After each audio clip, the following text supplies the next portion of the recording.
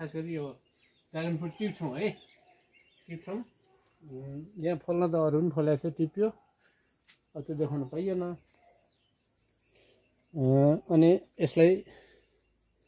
यसमा खास गरी यो ड्रागन फ्रुटमा के पनि भन्छन् भने यो प्याट्ट फुटेको है यो योभन्दा पहिला टिपेकोलाई म देखाउँछु यस्तो प्याट्ट फुटेको यो चाहिँ एकदम पाकेको र यो प्याट्ट फुटेकोलाई खान पायो भने त्यो जतिको टेस्टी हुन्छ नि यो प्याट्ट नफुटिसकेको चाहिँ टेस्टी हुँदैन तर यो प्याट्ट फुटिसकेपछि मार्केटमा चाहिँ अलिकति बेच्नलाई गाह्रो हुन्छ तर पनि हामीले खानेहरूले चाहिँ के हेरौँ भने त्यसरी प्याट्ट फुटेको चाहिँ खाँदाखेरि गजब हुन्छ यसलाई मैले अब काट्छु है काट्दाखेरि यसरी काट्यो है यसरी काट्यो ल यो रातो ड्रागन फ्रुट हो बाहिरबाटै चिनिन्छ अनि गएर यसलाई यस्तो तरिकाले पनि बनाउन सकिन्छ है म अलिकति फरक ढङ्गले बनाउँछु होइन प्लेट नल्याइकन यसरी कसरी खान सकिन्छ यसलाई पनि मैले यो देखाउन चाहन्छु कति राम्रो क्या सुरु यति रातो छ है यति रातो छ भने यो डाइरेक्ट पनि आउला तर पनि यसले घुमाइदियो भने अझै सजिलो होला भन्ने लाग्छ आउन यो डाइरेक्ट पनि आउँछ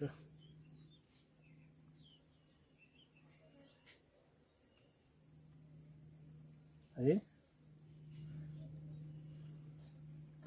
कस्तो लाग्छ है कस्तो छ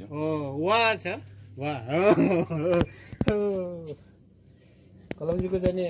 यो मैले अगाडि पनि एक दुईचोटि चाखिसकेको छु धेरैचोटि त म खाने अवसर मिलेको छैन त्यही पनि अहिले फेरि खाउँ यो एकदमै मिठो जस्तो देखिन्छ यसो हेर्दाखेरि सेतो प्रकारको मैले अलि बढी खाएको थिएँ यो अलि जुसी छ हेर्दाखेरि अलि मिठो पनि होला कलमजी यहाँ झिक्दै गर्नु है कस्तो गजब छ है अनि कलमजीले फेरि झिक्दै गर्नुहुन्छ मैले पनि अब यो खाँदैछु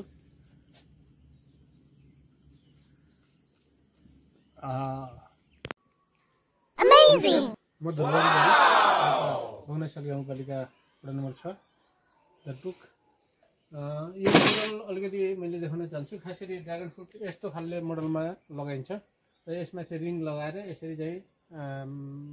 रिङ बाहिर फालिन्छ त्यो मेरो बारीमा त्यस्तो मोडलको छ फेरि छतमा लगाएको हुनाले त्यो मोडलले यसमा छैन र यसमा चाहिँ यो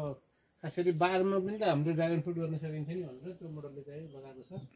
र यी ड्रागन फ्रुटहरूलाई हामीले जमिनै चाहिन्छ भन्ने पनि होइन यस्तो भाँडामा लगाउन सकिन्छ अनि त्यस्तै गरेर अब यो कराई यो बाटा हुन्छ हामीले यस्तो बाटाहरूलाई म आफैले बनाएको हुन न यही घरमै बनाएको हो यो यसरी सिमेन्टको चाहिँ बाटो बनाउन सकिन्छ सजिलै यो बाटाको डाइभित्र राखेर अनि यस्तो पनि यो ड्रागन फ्रुट फलाउन सकिन्छ र ड्रागन फ्रुट कस्तो भने मुर्दैन क्या त्यसलाई हेर्नु नि त्यसो छैन फेद छैन 4 महिना जति भयो यो मेरो प्रयोगशाला भएको हुनाले हेर्नलाई राखेको छु र यो तलबाट कुयोपछि अनि त्यो जराले पुगेन अनि त्यसपछि यो माटो मैले फेरि जोडिदिएको थिएँ अब यसलाई गर्ने हो भने अलिकति अल्को बनाएर या फेरि गमला राख्ने भने यो चाहिँ सर्भाइभ हुन्छ त्यसैले ड्रागन फ्रुट खेती गर्नलाई यो मर्छ कि कमजोर छ कि भनेर भन्नु पर्दैन यसरी गर्न सकिन्छ र मैले बार सिस्टममा ट्रली सिस्टममा चाहिँ गरेको देखाएँ यो चाहिँ रेलिङ सिस्टममा जस्तो सबै गाउँमा त्यस्तो गर्न नमिल्न सक्छ तर यो रेलिङहरू बजारका घरहरूमा बनाउँछ कोसिकेटीहरू भन्ने छ आजभोलि त्यस्तो पनि हुन्छ त्यो यस्तो रेलिङ बारहरूमा पनि हामीले त्यसरी गमलाहरू राखेर यो ड्रागन फ्रुटलाई उत्पादन गर्न सक्छौँ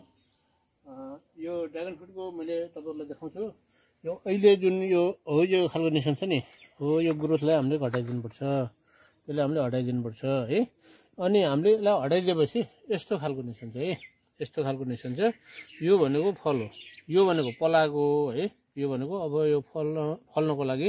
निस्केका पोइन्टहरू हुन् अनि क्रमशः यो यस्तो हुन्छ अनि त्यसपछि ठुलो हुन्छ यसरी पनि हामीले यो सानो एरियामा छोटो एरियामा पनि फलाउन सक्छौँ अब यसैलाई हेऱ्यो भने पनि के छ भने यो त यहाँसम्म यति छ नि कति तपाईँको 2 फुट पनि छैन होला है 2 फुट पनि छैन तर यसमा पनि त 3टा त निकालिसकेको छ नि है यसरी छोटो रूपमा पनि यसलाई हामीले फलाउन सकिन्छ तर यसको नेचर भनेको करिब यति आइसकेर यसरी पठाएर 1 मिटर जति तल झरिसकेपछि फलाउने अलिकति सघन रूपले फलाउन सकिन्छ तर यस्तो ठाउँ भयो भने आफूलाई खानको लागि ड्रागन फ्रुट चाहिँ उत्पादन गर्न सकिन्छ मेरो यो माटोमा मोल चाहिँ नभएर पोहोर सालको मोल हो।